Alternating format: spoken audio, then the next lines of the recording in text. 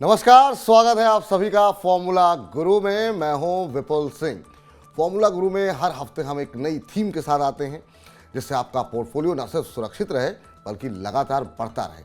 और इसी क्रम में आज हम बात करेंगे ऐसे सेक्टर की जिसने 2022 में निवेशकों को मालामाल किया। जी हाँ, आज हम बात करेंगे बैंकिंग सेक्टर की और जानेंगे कि क्या 2023 में भी बैंकिंग शेयर धमाल मचाएंगे। बैंकिंग शेयरों को चुनने में किन बातों का ध्यान रखना चाहिए, प्राइवेट या सरकारी, कौन से बैंक देंगे बेहतर मुनाफा। ऐसे ही तमाम सवालों के जवाब आज हम तलाशेंगे आज के शो में। लेकिन सबसे पहले उन बड़े सवालों पर नजर डाल लेते हैं जिन पर आज हम चर्चा करेंगे। तो सबसे पहले आपको बता दें कि ये जानने की कोशिश करेंगे कि जिस तरह की बातें सामने निकल के आ रही हैं, दिसंबर के अंदर हमने देखा है कि 5 महीने के निचले स्तर पर क्रेडिट डिमांड जो है आती हुई दिखाई दी है। इसका बैंकिंग सेक्टर पर क्या असर होगा, बैंकिंग क्षेत्र पर क्या असर होगा, इस पर विस्तार पूर्वक चर्चा करेंगे। आज के पूरी चर्चा को हमने 2 हिस्सों में बांटा है। पहले हम ओवरऑल बैंकिंग सेक्टर के मैक्रो लेवल पर बात करेंगे और फिर सेक्टर पे बात करेंगे, फिर निवेश पर बात करेंगे। तो पहला सवाल ओवरऑल बैंकिंग सेक्टर को लेकर के होगा कि क्रेडिट डिमांड जो घटती हुई दिखाई दे रही है उसका क्या असर होगा। इसके अलावा दूसरा सवाल ये है कि बढ़ी हुई ब्याज दरें और महंगाई ऐसा लग रहा है कि अभी लंबी चलेगी, इसका बैंकिंग पर क्या असर होगा, बैंकों पर क्या असर होगा। ये बहुत महत्वपूर्ण सवाल है क्योंकि बढ़ती ब्याज दरों में आने वाले समय में इस तरह की आशंकाएं हैं कि लोग हो सकता है कर्ज की मांग में कमी आए।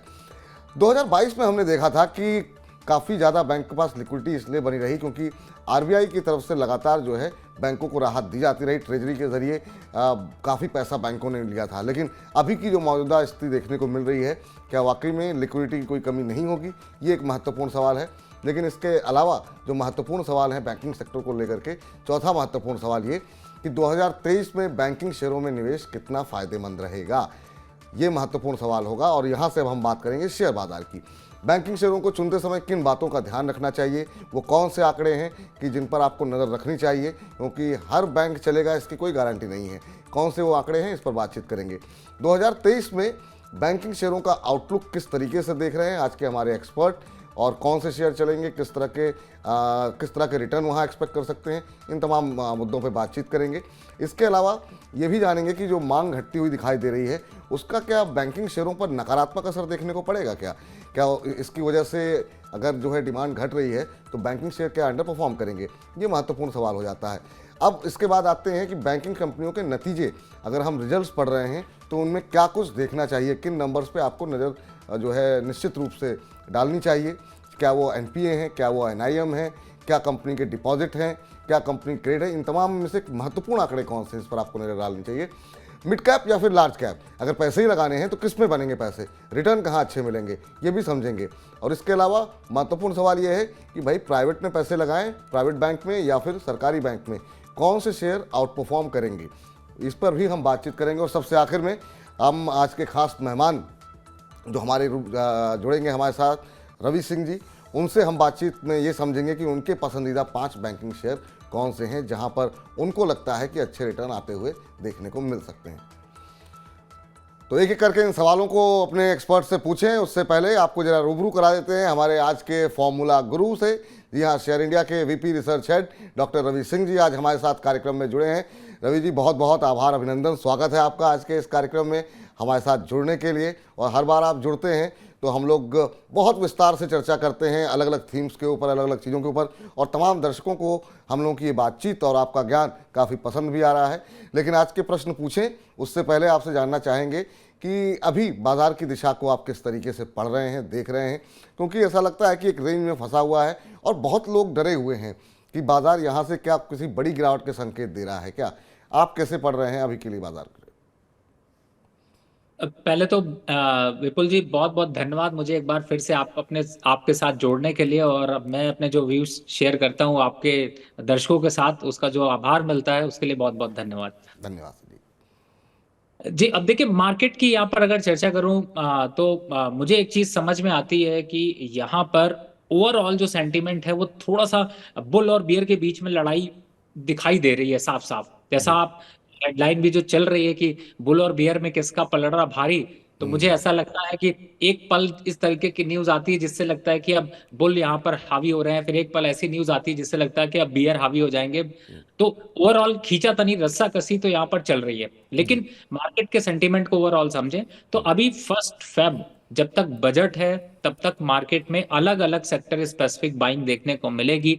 मार्केट में बड़ी गिरावट के संकेत यहाँ पर फिलहाल थोड़े कम होते हुए नजर आ रहे हैं, कम बनते हुए नजर आ रहे हैं। तो मोटा मोटी मार्केट के अगर आपको डायरेक्शन देखना है तो थोड़ा सा बुलिशनेस, आप बायसनेस थोड़ी सी रखिए, और सेक्टर स्पेसिफिक और स्टॉक स्पेसिफिक जो आप फार्मूला गुरु में चर्चा करते हैं उन स्टॉक्स को अपने अच्छे अच्छे पोर्टफोलियो में ऐड करें, जिससे आपका पोर्टफोलियो चमक सके। जी, चलिए तो अब जो है अब अपनी थीम पर वापस लौटते हैं और एक करके कुछ सवालों की फहरिस्त आज काफ़ी ज़्यादा है, तो फटाफट जो है सवाल जवाब का सिलसिला शुरू करते हैं। पहला प्रश्न ये है सर कि अगर हम बैंकिंग सेक्टर की बात करें, रिटर्न की बात करें, उस पर हम आए, उससे पहले जो है अपने दर्शकों को बता दें कि हम चर्चा क्यों कर रहे हैं। अभी हम बैंकिंग का चार्ट देख रहे थे, एक बार फिर से हम चाहेंगे कि वो चार्ट जो है दिखाया जाए एक बार। और ये चर्चा इसलिए कर रहे हैं कि 2022 में देखिए किस तरीके का रिटर्न देखने को मिला है बैंकिंग सेक्टर में। और ये जो आप तेज़ी देख रहे हैं, आप देखिए यहाँ पे करीब मई जून से शुरू हुई तेज़ी और दिसंबर जनवरी तक आते आते जो है काफ़ी अच्छे खासे रिटर्न यहाँ पर देखने को मिले हैं। तो क्या इस तरह की चाल देखने को मिल सकती है, इसको भी हम समझेंगे। लेकिन इस चाल को समझने से पहले जरा हम इसके जो मैक्रो जो कुछ आंकड़े हैं उस पर नजर डाल लेते हैं कि क्यों आशंकाएं क्यों हैं मन में बैंक को चलने को लेकर के।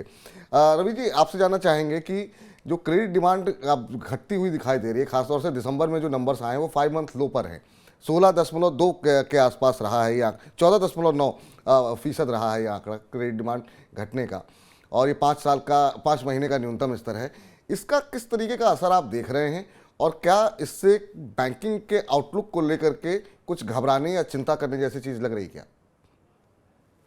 देखिए, सिर्फ ये एक महीने के अगर इस दिसंबर के आंकड़ों को अगर देख करके आप अंदाजा लगाएंगे जी। तो मुझे लगता है कि वो शायद पूरे बैंकिंग सेक्टर में व्यू को जानने के लिए थोड़ा सा कम नंबर्स हैं। अगर ये कंटिन्यूएशन में रहता है यहाँ पर, ओवरऑल देखिए इसका इम्पैक्ट तो जरूर होगा, बैंक के नेट इंटरेस्ट इनकम पे इम्पैक्ट भी करेगा, लेकिन एक महीने के आंकड़ों से इतना ज्यादा इम्पैक्ट नहीं करेगा, क्योंकि आगे जिस हिसाब से इकोनॉमी ग्रो करेगी, अगर उस पर भी डिमांड इस तरीके की रही, या फिर ये नंबर्स अगर 2 से 3 महीने तक रिपीट करते हैं तो शायद यहाँ पर दिक्कत की बात होगी। लेकिन मुझे लगता है कि मेजर अभी ऐसी कोई प्रॉब्लम यहाँ पर नजर नहीं आ रही, बल्कि इनफैक्ट अगर थोड़ा बहुत इस न्यूज की वजह से या इस इम्पैक्ट की वजह से अगर थोड़ा करेक्शन मिलता है तो शायद यहाँ पर स्टॉक्स जो है वो आम आदमी की पहुंच के पास होंगे, क्योंकि जिस हिसाब से रिटर्न आपने दिखाए हैं, अगर आप ओवरऑल बैंकिंग सेक्टर में देखें तो बहुत से स्टॉक्स ने आपको 90%, 80%, छोटे बैंकों ने तो दिए हैं, बड़े जी। बैंकों की बात करें तो उन्होंने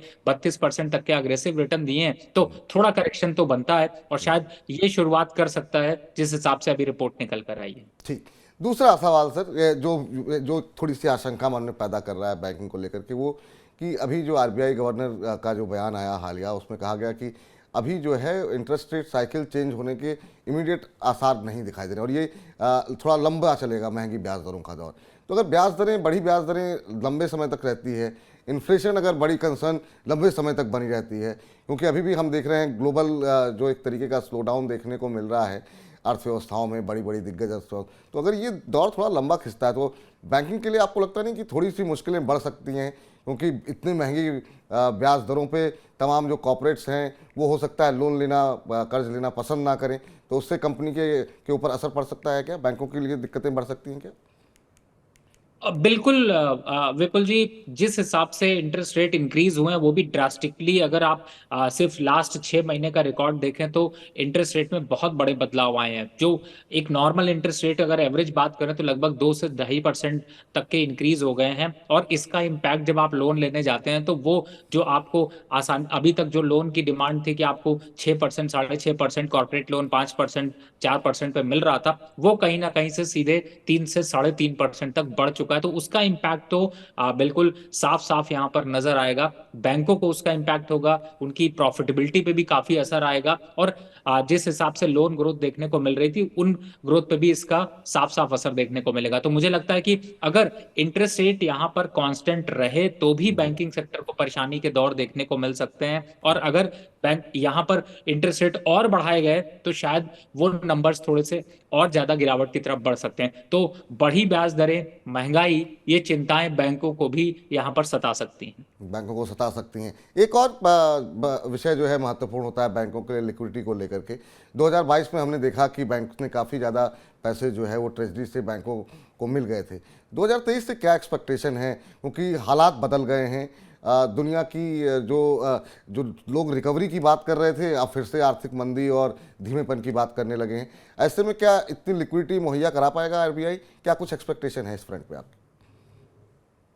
देखिए, सबसे बड़ी बात है कि ट्रेजरी से 2022 के अगर देखा जाए तो फर्स्ट हाफ तक ही आपको पैसे यहाँ पर जो है वो बैंकों ने उठाया था, क्योंकि वहां पर अच्छी खासी ग्रोथ देखने को मिल रही थी। जी। लेकिन अगर आप लास्ट 6 महीने से देखें तो जिस हिसाब से आरबीआई ने यहाँ पर रेट हाइक किए हैं और कैश रेशियो यहाँ पर जो बढ़ा है, और साथ ही जिस हिसाब से पेमेंट बैलेंस पेमेंट पे इंक्रीज दिखा है, तो ये चिंताएं तो यहाँ पर बैंकिंग सेक्टर के लिए अब जो है वो आपदा का दौर दिखा सकती हैं। तो अगर इसको इस नजरिए से देखा जाए तो मुझे लगता है कि फर्स्ट हाफ इसीलिए शायद ग्रोथ की तरफ दिखा है। लेकिन अब अगर 2023 और 24 के हिसाब से अगर फाइनेंशियल ईयर्स को देखते हैं तो मुझे लगता है कि फर्स्ट 6 महीने में जरूर यहाँ पर थोड़ा सा डेंट लगता हुआ नजर आएगा, और उस डेंट के की वजह से काफी बड़े बैंकों में अच्छे करेक्शंस देखने को मिल सकते हैं। इसीलिए जो आपकी थीम है उसके हिसाब से अगर चलते हैं तो मार्केट में, इसीलिए मैं कह रहा हूँ कि बजट के बाद वो जो है वो मार्केट में डिस्काउंट होता हुआ नजर आएगा, और उतने बड़े यहाँ पर गिरावट जो है वो बढ़ सकती है। गिरावट बढ़ सकती है, लेकिन वो एक अपॉर्चुनिटी भी हो सकती है। अब सीधे सीधे अब आते हैं बाजार के ऊपर ही, स्टॉक मार्केट के ऊपर ही। बैंकिंग सेक्टर में इन्वेस्टमेंट कितना सही है, और ये जरा हम आज का जो थीम है उस पर हम जो चर्चा कर रहे हैं, जरा रिटर्न अभी हम दिखा रहे थे, हम चाहेंगे एक बार फिर से दिखाइए जरा रिटर्न, किस तरह के रिटर्न यहाँ पर देखने को मिले हैं।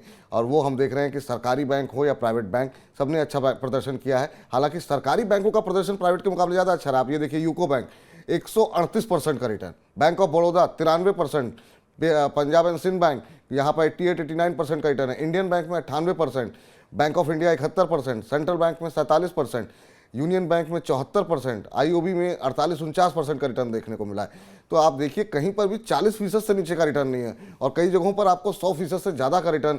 और ये 7-8 महीने की स्टोरी में हमने देखा कि काफ़ी तेज़ी से जो है ये सरकारी बैंकों में तेज़ी आई है। अब जरा प्राइवेट बैंकों का भी हाल देख लेते हैं फटाफट, वहाँ पर क्या स्थिति देखने को मिल रही है। यहाँ पर हम देख रहे हैं कि रफ्तार थोड़ी धीमी है, खासतौर से दिग्गज जो बैंक हैं। आईसीआईसीआई बैंक ने 4-5% का रिटर्न दिया है। एचडीएफसी बैंक जो कि काफ़ी दिग्गज है, नाम है, 5% के आसपास का रिटर्न है। बंधन बैंक ने नेगेटिव रिटर्न दिया है करीब 20-21% का। लेकिन जो चले हैं कुछ एक छोटे बैंक, उसमें करूर व्यासा बैंक है 110% का रिटर्न, डीसीबी ने 47-48% का रिटर्न दिया है, जेएनके बैंक ने भी 28-29% के आसपास का रिटर्न दिया है। यहाँ पे कर्नाटका बैंक ने काफ़ी शानदार प्रदर्शन किया है, करीब 123% का रिटर्न यहाँ पर देखने को मिला है। लेकिन दिग्गज बैंकों की प्राइवेट क्षेत्र में चाल थोड़ी धीमी रही है। अब आपसे जानना चाहेंगे कि अब बैंकिंग में निवेश करना चाहिए, अभी सही समय है, या आपको लगता है थोड़ा रुक के करना चाहिए? अभी अगर हम पोर्टफोलियो बनाएं तो बैंक में कितने पैसे लगाने चाहिए? अब पोर्टफोलियो में क्या हिस्सेदारी बैंक की होनी चाहिए?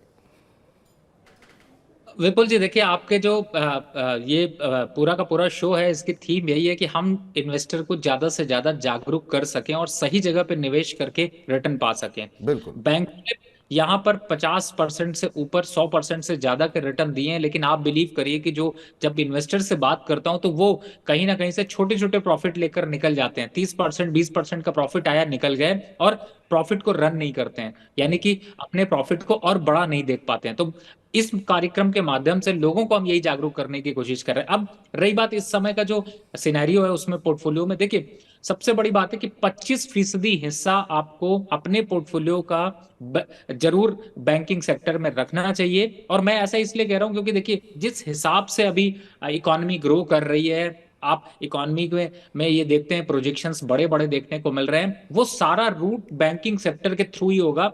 जनरली मैं जब कोई सेक्टर रिकमेंड करता हूं तो हमेशा 15 से 20% के नीचे का ही रिकमेंडेशन देता हूं, लेकिन बैंकिंग सेक्टर एक ऐसा सेक्टर है जिसमें कि 25% मिनिमम होना चाहिए। मैक्सिमम की तरफ जाएंगे तो आप 40% भी जा सकते हैं, लेकिन अभी जो सिनेरियो है उसमें 25% का इन्वेस्टमेंट किया जाना चाहिए। और ओवरऑल मिक्स रखिए, चाहे आप प्राइवेट की तरफ जाइए, चाहे मिड कैप की तरफ जाइए, लार्ज कैप की तरफ जाइए, लेकिन मिक्स रखिए। और 100 रुपए का निवेश करना है तो 25 रुपए का निवेश अभी भी कर लीजिए या आगे भी करेंगे तो थोड़े बहुत करेक्शन में एवरेज करने के मौके मिलेंगे। जब पोर्टफोलियो हम बढ़ाते हैं तो उसका फायदा वहां पर मिलता है।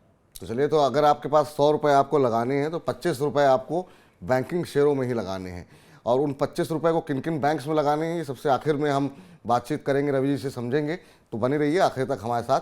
अगला महत्वपूर्ण सवाल ये है कि मान लीजिए बैंकिंग शेयरों को अगर हम डिसाइड कर लिया आपकी बात मान करके कि 25% जो है हमको बैंकों में लगाना है, लेकिन हमने देखा बंधन बैंक जैसे भी हैं जहां पर काफ़ी नेगेटिव रिटर्न देखने को मिले, बहुत सारे बैंक नहीं चले। ऐसे में बैंकिंग शेयरों को चुनते समय कौन सी वो महत्वपूर्ण बातें हैं, कौन से वो आंकड़े हैं जिन बातों का ध्यान रखना चाहिए, कैसे परखें कि ये बैंक जो है हमारे पोर्टफोलियो का हिस्सा होना चाहिए? वैसे तो बैंकिंग सेक्टर में बहुत ज्यादा कुछ देखने की जरूरत नहीं होती, सिर्फ दो आंकड़े इंपॉर्टेंट होते हैं विपुल जी। और दो के साथ एक तीसरा आंकड़ा मैं ये जरूर कहूंगा, अभी मैंने इसको इंक्लूड किया है। दो आंकड़े, जो पहला है एक तो लोन ग्रोथ और दूसरा है कि लोअर एनपीए। सिर्फ यही दो आंकड़े आप किसी भी बैंक के देखिए, आपको लोन ग्रोथ कितनी हो रही, कितना बैंक जो है वो लोन दे रहा है, और उससे एनपीए कितने कम हो रहे हैं। बस यही दो आंकड़े इंपॉर्टेंट होते हैं। और तीसरा है कि उसका मैनेजमेंट कौन कर रहा है, यानी कि आजकल ये बहुत ज्यादा जरूरी हो गया है, क्योंकि ये कैपेबिलिटी, जिसके पास मैनेजमेंट कैपेबिलिटी ज्यादा अच्छी है, प्रोडक्ट ज्यादा अच्छे लाते हैं, उनके सेल्स अच्छे होते हैं, रेवेन्यू बढ़ जाते हैं। तो मुझे लगता है सिंपल तरीके से अगर समझे तो सिर्फ दो चीजें जरूरी हैं, यानी कि लोन ग्रोथ और लोअर एनपीए। इन नंबर्स को टैग कर लीजिए, सारे बैंकों का चेक कर लीजिए, शॉर्ट लिस्ट कर लीजिए, जो टॉप के 5 बैंक मिलते हैं वो निवेश के लिए आपको अच्छे मिलेंगे। तो मुझे लगता है इन्हीं इसका जरूर, इस इंपॉर्टेंट पॉइंट का जरूर ध्यान रखें। चलिए, ये दो महत्वपूर्ण आंकड़े हैं और तीसरा आंकड़ा काफ़ी महत्वपूर्ण है, क्योंकि हमने देखा कि यस बैंक का क्या हश्र हुआ और सिर्फ मैनेजमेंट में बदलाव, राणा कपूर आ रहे हैं, जा रहे हैं, उनको इस्तीफा देंगे, और उसके चलते हमने देखा कि कितनी बुरी तरीके से यस बैंक की पिटाई हुई। तो मैनेजमेंट को निश्चित रूप से ध्यान में रखना चाहिए, ये महत्वपूर्ण बात है। और एनपीए पे आप ध्यान दीजिए कि एनपीए जो है जितना कम रहे उतना अच्छा है। अगला, अब ओवरऑल जो भी करंट सिनारियो है जिसमें हम देख रहे हैं कि इंटरेस्ट रेट बढ़ी हुई है, इन्फ्लेशन बढ़ी हुई है, दुनिया भर में मंदी की बात हो रही है, ऐसी स्थिति को देखते हुए और क्रेडिट डिमांड दिसंबर में घटी है, 2023 को लेकर के आप बैंकिंग सेक्टर के आउटलुक क्या देख रहे हैं? क्योंकि हमने 2022 में तो बहुत शानदार रिटर्न देखे, वो हमने चार्ट के जरिए भी दिखाया लोगों को। अब की जो चार्ट बनेगा 2023 का, वो किस तरफ जाता हुआ दिखाई दे रहा है आपको? देखिए, पॉजिटिव ग्रोथ तो जरूर देखने को मिलेगी। और लेकिन विपुल जी, एक्चुअली में सबसे इंपॉर्टेंट जो, फिर मैं वही आता हूं कि फॉर्मूला गुरु के सिर्फ एक ये इकलौता देश का ऐसा प्रोग्राम है जिसमें कि हम आपको बताने की यही कोशिश करते हैं कि आप किस तरीके से सिलेक्शन करें, पोर्टफोलियो कैसे बनाएं, स्टॉक कैसे सेलेक्ट करें। अब यहाँ पे जो आपका पॉइंट है कि बैंकिंग सेक्टर, देखिए हर जगह पे, हर स्टॉक पे निवेश करेंगे वो बढ़ता है, घटता है और आपको रिटर्न देता है। इंपॉर्टेंट ये है कि आप किस जगह पे एंट्री कर रहे हैं। अभी के हिसाब से देखते हैं तो मैंने जैसे बताया कि ओवरऑल बैंकिंग सेक्टर को अगर देखते हैं तो मुझे लगता है कि यहां पर मैं अगर रिटर्न देता हूं तो मुझे वो बहुत थोड़े लग रहे हैं, लेकिन सेफ रिटर्न की बात करें तो 18% से कहीं ज्यादा रिटर्न आपको फिक्स मिलेंगे, चाहे आप अभी के प्राइस पे निवेश कर लें, आगे निवेश कर लें, थोड़ा गिरावट पे निवेश कर लें, लेकिन जो 2023 का अंत होगा उस समय 18% से ऊपर के रिटर्न आपको बैंकिंग सेक्टर में मिलेंगे, पहला। दूसरा है, जो अभी हमने पिछले आंकड़े की बात की जिसमें कहा कि एनपीए लो होना चाहिए और लोन ग्रोथ अच्छी होनी चाहिए, अगर इन आंकड़ों को देखते हैं और सरकार ऐसे कोई बदलाव लाती है जिसमें कि ये होता है कि बैंक को थोड़ा सा और सपोर्ट करने की बात की जाती है, तो मुझे लगता है वो आंकड़े, जो पिछले आंकड़े आपने अभी दिखाए हैं, उनको भी आउट परफॉर्म करते हुए नजर आएंगे। तो आप बैंकिंग से मुंह मोड़ करके अपने पोर्टफोलियो को नहीं चमका सकते हैं। तो अपने पोर्टफोलियो को आप नहीं चमका सकते हैं बैंकिंग के बिना। चमकना है, अच्छे रिटर्न चाहिए तो बैंकिंग में दांव लगाइए। और 18%, रवि जी का मानना ये है कि अगर शेयर बाजार ने 2022 जैसे रिटर्न ना भी दिए तो भी 18% बहुत होते हैं। आपको कोई भी एफडी या किसी भी फंड में इस तरह के रिटर्न आते हुए दिखाई नहीं देते हैं। तो 18% मुझे लगता है काफ़ी अग्रेसिव जो है लक्ष्य जो है वो दिया जा रहा है रवि जी की तरफ से। अब कौन से वो शेयर हैं जो कि ऐसा कर सकते हैं वो आखिर में समझेंगे, लेकिन एक आंकड़ा और हम चाहेंगे कि हमारे दर्शक समझें, और वो ये है कि जब जैसे बाकी कंपनियों के नतीजे आते हैं, अलग अलग कंपनियों के नतीजों को देखने का, पढ़ने का तरीका अलग होता है। हम देखेंगे टेलीकॉम की बात करेंगे तो हम पहले आरपूस कैसे हैं वो देखते हैं। किसी आईटी कंपनी का मामला है तो हम दूसरे आंकड़ों पर नहीं डालते हैं। बैंकिंग कंपनियों के जो नतीजे आते हैं उनमें किन चीज़ों पर ध्यान देनी चाहिए? क्या एनपीए पे ध्यान देना चाहिए? कंपनी के एनआईएम क्या है इस पर ध्यान देना चाहिए? कंपनी की डिपॉजिट और क्रेडिट ग्रोथ कैसे हो रही है इस पर ध्यान देना चाहिए? कौन से वो एक दो आंकड़े हैं जो आपको लगते हैं कि इन पर जो है नज़र रखनी चाहिए बैंकों की?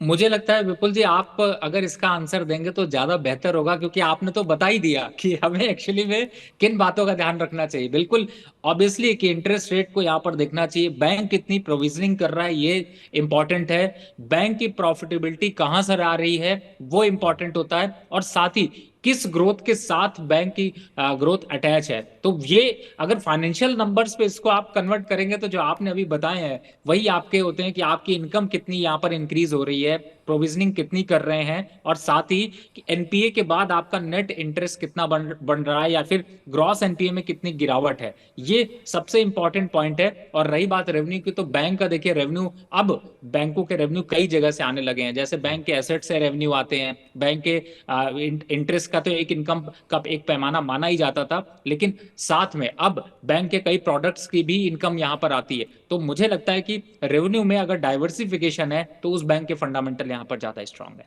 जी। अब आते हैं सीधे सीधे जो मोटी बातें हैं जो हमारे दर्शक सुनना चाहते हैं उन सवालों पर आते हैं। मिड कैप या लार्ज कैप, किसमें आपको लगता है कि दांव लगाना चाहिए? क्योंकि अभी जरा एक बार फिर से हम जरा अपने दर्शकों को वो ग्राफिक्स दिखा दें, रिटर्न सरकारी बैंक के और जो हम अभी दिखा रहे थे वहाँ देखेंगे हम कि मिड कैप ने एक तरीके से लार्ज कैप को आउट परफॉर्म किया है। अब जो शेयर चले हैं जिन्होंने शानदार प्रदर्शन किया है उसमें यूको बैंक देखिए आप, मिड कैप कंपनी है। इंडियन बैंक देखिए, इसके अलावा अगर हम यूनियन बैंक की भी बात करें वहाँ 74-75%, जबकि जो दिग्गज बैंक है चाहे वो एसबीआई हो, निजी में अगर हम बात करें आईसीआईसीआई बैंक की, एचडीएफसी बैंक की, वहाँ पर उस तरह के रिटर्न नहीं मिले। ये देख सकते हैं आपके आईसीआईसीआई बैंक 4.5-5% का रिटर्न है, एचडीएफसी बैंक में 4-5% का रिटर्न है, एसबीआई में भी उस तरीके का रिटर्न नहीं आया जिस तरीके के मिड कैप कंपनियों में देखने को मिला। अगर अभी चुनना हो तो क्या मिड कैप पर ही दांव लगाएंगे? आपको लगता है कि नहीं लार्ज कैप ही जो है आने वाले दिनों में अच्छा परफॉर्म करें? ये चार्ट देखिए किस तरीके का रिटर्न यूको बैंक ने दिया, और 2-4-5 महीने की स्टोरी रही पूरी, कितनी सुस्त चाल थी पूरे साल भर, और एकदम से आखिरी के 2-3 महीने में शानदार प्रदर्शन। ये बैंक ऑफ बड़ौदा एक साल में 92-93% का रिटर्न यहाँ पर भी आता हुआ दिखाई दिया। रवि जी, आपकी टिप्पणी। देखिए सबसे बड़ी बात है कि मैं बैंकों पे अगर बेट करना है तो ये बिल्कुल छोड़ दीजिए। अब के समय में कोई भी मिड कैप लार्ज कैप की बैंक के बजाय ज्यादा अच्छा है कि जो आपको रिटर्न दे सकता हो उस स्टॉक को सेलेक्ट करिए। और मुझे ऐसा लगता है कि आपको दोनों मिक्स करना चाहिए। मिक्स करने का मतलब है बड़े बैंक आपको स्लो ग्रोथ देते हैं लेकिन आपका रिटर्न जो है वो स्टेबल होता है। जो छोटे बैंक हैं, जो मंझोले बैंक होते हैं, उनमें आपको वोलेटिलिटी ज्यादा देखने को मिलती है। और मिड कैप में जितनी तेजी आप 90-95% की देखते हैं वो तेजी में डेंट भी बड़ा तेजी से लगता है। तो मुझे लगता है कि आप समझदार इन्वेस्टर बनिए, आप फार्मूला गुरु के इस मंत्र को जरूर समझिए, इस फार्मूले को समझिए कि आपको अपना पोर्टफोलियो बढ़िया बनाना है, अच्छा बनाना है और हेज बनाना है। यानी कि आपको लालच में नहीं जाना, सेफ रखना है। अपना पैसा सेफ रख लिया तो रिटर्न आ जाएगा। तो आपको कोशिश ये करनी है कि आप मिक्स बनाइए, मिड कैप को भी रखिए, लार्ज कैप को भी रखिए, तो आपका रिटर्न ज्यादा अच्छा होगा। तो एक अच्छा मिक्स आपको तैयार करना है, अच्छी अच्छे कंपनियों को चुनना है, अच्छे बैंक को चुनना है, कंपनी की बैलेंस शीट को देख करके चुनना है। फिर से फ़र्क नहीं पड़ता कि वो मिड कैप है या लार्ज कैप है। तो आपको अच्छे बैंकों के बारे में कौन कौन से हैं अच्छे बैंक वो बाद में बताएंगे, लेकिन उससे पहले एक और महत्वपूर्ण सवाल रह गया है, वो ये कि प्राइवेट या सरकारी किस तरह के बैंकों में निवेश जो है वो ज़्यादा रिटर्न देगा। बैंक ने आउट परफॉर्म किया ये सब जान रहे हैं, लेकिन हमने देखा रवि जी की खासतौर से जो पीएसयू बैंक रहा मिड कैप का उसने काफ़ी अच्छा परफॉर्म किया। आईसीआईसीआई बैंक हालांकि काफ़ी ये दिग्गज बैंक हैं और काफ़ी रिटर्न पहले जो है इतिहास में दे चुके हैं, लेकिन उस तरह के रिटर्न यहाँ पर देखने को नहीं मिले। प्राइवेट कंपनीज की पार्टी और बंधन बैंक जैसे और भी बहुत सारे बैंक्स हमने देखे, वहाँ पर उस तरीके का रिटर्न आता हुआ नहीं दिखा जिस तरीके से पीएसयू मिड कैप बैंकिंग में देखने को मिला। 2023 से क्या उम्मीदें हैं? या यही स्टोरी प्ले होगी या आपको लगता है कि नहीं ये एक मिक्स रहेगा? कैसे देख रहे हैं आप, प्राइवेट या सरकारी? देखिए मुझे लगता है कि मैं इसको बहुत छोटा आंसर देता हूं अगर, तो यही समझ में आता है कि 60% पोर्टफोलियो आपको सरकारी बैंक में रखना चाहिए और 40% आपको प्राइवेट बैंक में रखना चाहिए। यानी कि 100 रुपए का निवेश करना है तो 60 रुपए का निवेश करिए आप सरकारी बैंकों में, छोटे बैंकों में, बड़े बैंकों में, और जो 40 रुपए वो निवेश करिए आप बड़े बैंकों में, तो आपका ऑटोमेटिकली पोर्टफोलियो ज्यादा अच्छा बन जाएगा। आई थिंक विपुल जी ये ज्यादा अच्छी स्ट्रैटेजी होगी। बिल्कुल, ये ज़्यादा अच्छी स्ट्रेटजी है। आखिरी प्रश्न पर आए, जो कि सबसे महत्वपूर्ण है कि आपके पसंदीदा शेयर कौन से हैं। क्या आपको लगता है कि किन बातों का मुख्य तौर पर ध्यान देना चाहिए अगर हम बैंकिंग में निवेश करने की सोच रहे हैं? और आपने जैसा कहा कि 25% जो है आपके पोर्टफोलियो में बैंक की हिस्सेदारी होनी चाहिए। निवेश करने से पहले किन 2-3 बातों पे आपको लगता है हमारे दर्शकों को ध्यान देना चाहिए? देखिए, अगर मैं 5 स्टॉक आपने यहाँ पर जो पूछे और किन बातों का ध्यान रखना चाहिए, तो मेरा सिलेक्शन जो एरिया था वो यही था कि बैंकों की आगे ग्रोथ कैसी है, उनके जो लोन ग्रोथ है वो कितना है, नेट इंटरेस्ट कितना है, और रेवेन्यू कितना अभी आ रहा है, वो काफी इंपॉर्टेंट है। तो मैंने इन्हीं फैक्टर पे अगर मैं फैक्टर इन करता हूं तो ये स्टॉक्स जो है वो, और एक सबसे बड़ी बात है कि आप स्टॉक ऐसा ना हो कि वो स्टॉक बहुत आगे निकल चुका हो, जैसे आपने दिखाया यूको बैंक 147% से ज्यादा के रिटर्न दे चुका है, तो वो कहीं ना कहीं से आप ट्रेन मिस कर चुके हैं। वेट करिए वापस स्टेशन पे आने का, धीमी होने का, फिर चढ़िए। अगर आप तेजी में चढ़ेंगे तो आप समझ सकते हैं कि आप गिर सकते हैं, चोट लग सकती है, यानी कि आपको इकोनॉमी में नुकसान हो सकता है आपके पैसे पे। अब 5 स्टॉक्स अगर आप परमिशन दें तो मैं जरूर लेता हूं। नहीं नहीं, बिल्कुल सर। और हमारे दर्शक कार्यक्रम के शुरू से इस बात का इंतजार कर रहे हैं कि भाई रिसर्च तो, बाकी चीज़ें तो ठीक हैं रिसर्च, लेकिन लोग समझ लेते हैं, करते नहीं हैं। उसके लिए आप पर ही निर्भर रहते हैं। तो आपने रिसर्च की है, आपने किन क्राइटेरियाज पे ये 5 शेयर सेलेक्ट किए हैं, उसके जानकारी के साथ अगर 5 शेयर बताएं अपने तो। जी देखिए, मेरा पहला शेयर तो मैं हमेशा एसबीआई पे ही दांव लगाता हूं, क्योंकि जितना बड़ा बैंक है, गवर्नमेंट की ज्यादातर स्कीम्स हैं वो जो है वो एसबीआई के थ्रू ही रूट करी जाती है, तो इसका यहाँ पर प्रॉफिटेबिलिटी अच्छी खासी बनी है। और लोन के जब बारी आती है तो खास तौर से जो बड़े लोन्स हैं उसकी तरफ एसबीआई का हाथ काफी बड़ा है, तो मुझे लगता है एसबीआई की तरफ फोकस करना चाहिए। और अभी जो रेट्स चल रहे हैं उसके हिसाब से भी देखते हैं तो 680 तक के टारगेट दिख रहे हैं, यानी कि 18-20% से कहीं ज्यादा ये रिटर्न दे सकता है। वैल्यूएशन अच्छे आ रहे हैं यहाँ पर, तो इसको बाय किया जा सकता है। दूसरा स्टॉक है, मैंने इसीलिए मिक्स बोला, तो दूसरा स्टॉक है यहाँ पर एचडीएफसी। प्राइवेट बैंकिंग में पिछले 1 सालों से देखा जाए तो कंसोलिडेशन देखने को मिल रही है, और जो निगेटिव नंबर्स, निगेटिव न्यूज थी वो कहीं ना कहीं से अब जो है वो एक बार को देखें तो ऑफ रिकॉर्ड होती जा रही है, और धीरे धीरे जो ग्रोथ प्रोस्पेक्ट्स है उसकी तरफ बढ़ रहे हैं। हालांकि एचडीएफसी बैंक का मर्जर की भी बात यहाँ पर कंप्लीट हो रही है, तो उसको भी लेकर के ग्रोथ पे काफी बड़ा फर्क आएगा, तो मुझे लगता है आपको ये स्टॉक जरूर पोर्टफोलियो में रखना चाहिए। तीसरा है आईसीआईसी बैंक। इस समय अगर आप बैंकिंग सेक्टर पे सर्विसेज के पॉइंट ऑफ व्यू से देखें, या फिर जो ज्यादातर कॉर्पोरेट हाउसेस के हिसाब से देखते हैं, या ओवरऑल जो रेवेन्यू सोर्स को देखते हैं, तो आईसीआईसी बैंक धीरे धीरे आपको एक भरोसा बढ़ाता जा रहा है, और स्टॉक्स धीरे धीरे करके चल रहा है। तो मुझे लगता है इस साल जो 2023 का एंड होगा उसमें ये एक परफॉर्मर निकल सकता है, तो आप इसको अपने पोर्टफोलियो में शामिल कर सकते हैं। अब आते हैं, 2 बैंक जो हैं वो मैंने मिड कैप के हिसाब से लिए हैं, एक प्राइवेट और एक सरकारी की तरफ। बैंक ऑफ बड़ौदा 92% का रिटर्न जरूर दे चुका है, लेकिन यहां से भी दम खम है कि अभी वो 280 के लक्ष्य अचीव कर सकता है, यानी कि 33 से 35% से ऊपर के कहीं रिटर्न, तो आप इसको शामिल कर सकते हैं। इनका एनपीए लो हुआ है, नंबर्स अच्छे आए हैं, उसका भी एक इम्पैक्ट है। अब आते हैं तीसरा बैंक, जो छोटा बैंक है, आईडीएफसी फर्स्ट। ये बैंक को अभी आप जिस हिसाब से इस बैंक ने अपने आप को रिवैम्प किया है, और साथ ही इन्होंने अपने, अगर जो अभी लास्ट क्वार्टर के जो नंबर देखने को मिले हैं, या फिर अगले क्वार्टर की जो एक्सपेक्टेशन है उसमें बेहतर नंबर देखने को मिल सकते हैं। फंडामेंटली ये धीरे धीरे स्ट्रांग होता हुआ नजर आ रहा है, अपना बेस बनाकर अब बढ़ा रहा है। यानी कि जैसे आपने देखा था आईसीआईसी पहले जब बेस स्टार्ट किया, उसके बाद आईसीआईसी एक बड़ा बैंक बना, एचडीएफसी बड़ा बना, उसी तरफ आईडीएफसी की भी ग्रोथ प्रोस्पेक्ट्स अच्छे दिख रहे हैं, और नंबर्स यहाँ पर काफी हेल्पफुल हैं, सपोर्ट कर रहे हैं। तो मुझे लगता है ये 5 बैंक आपको पोर्टफोलियो में, आप पोर्टफोलियो छोटा मत बनाइए, ये नहीं कि आप सिर्फ 1 साल का टारगेट रखे, 3 साल, 5 साल, 10 साल, और आगे अगर जो लोग लंबा निवेश करते 15 साल, अपने बच्चों की शादी करनी है, अपने बच्चों की पढ़ाई के लिए जरूरत है, आपको आपके कोई अचीवमेंट है उसके लिए जरूरत है, तो ये स्टॉक्स आपको आपकी उन जरूरतों को पूरा कर सकते हैं। चलिए, तो ये 5 पसंदीदा शेयर हैं, SBI, HDFC, ICICI bank, IDFC first bank, bank of Baroda. इसमें जो है आप लंबी अवधि के नज़रिए के साथ निवेश करें और निश्चिंत रहें, ये आने वाले समय में काफ़ी अच्छे रिटर्न देंगे। एसबीआई के लिए 680 के टारगेट, बैंक ऑफ बड़ौदा के लिए 280 के टारगेट यहाँ पर देते हुए रवि जी दिखाई दे रहे हैं।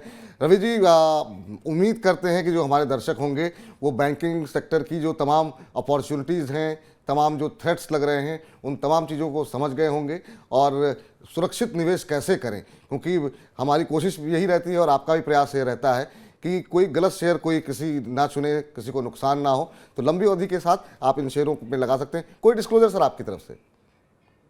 डिस्क्लोजर की जगह मैं आपको एक सजेशन देना चाहूंगा विपुल जी कि मेरे पास आपके कार्यक्रम के माध्यम से बहुत से फीडबैक आने शुरू हुए हैं और लोग आपके नंबर्स चाहते हैं कि आप अपने नंबर्स दीजिए जिससे कि वो लोग अपनी क्वेरी को भेज सके। तो मुझे लगता है थोड़ी सी आप उसकी तरफ ध्यान दीजिए, मेरा नहीं एक नहीं, सजेशन। बिल्कुल बिल्कुल सर। और 2 से 3 हम लोग आप तो हम लोगों ने शुरू ही कर दिया है और आप भी उस कार्यक्रम में अक्सर शामिल हुए हैं 2-4 बार।